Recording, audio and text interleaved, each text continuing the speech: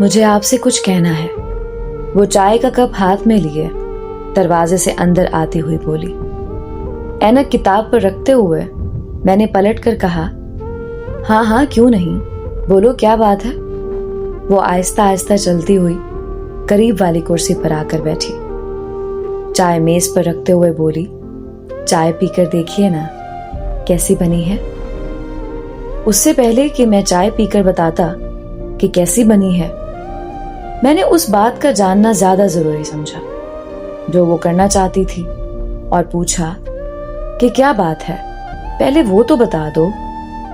अरे पहले चाय चख कर बताइए कैसी बनी है, बात भी बता दूंगी। कौन सा मैं कहीं भागी जा रही हूं। मैं उसकी बात पर मुस्कुराने की कोशिश करता हुआ चाय के कप की तरफ हाथ बढ़ाया और चाय का कप उठाकर घूंट भरा, लेकिन चाय में कड़वाहट इस कदर थी कि मुझे वापस थूकना पड़ी और मैंने गुस्से से पूछा, ये क्या है, चाय बनानी नहीं आती तुम्हें? ये कैसी चाय बनाई है, इतनी कड़वी? वो मुस्कुराती हुई कुर्सी से उठकर खिड़की में जाकर खड़ी हुई। उसका मुस्कुराना मेरे गुस्से में इजाफा कर रहा था। एक तो चाय ऐसी बनाई, ऊपर से हंस रही हो, चाहती क्या हो? वो मुस्कुराई और बोली, और कुछ नहीं, बस इतना बताना था कि आपका लहजा इस चाय से ज्यादा कड़वा है।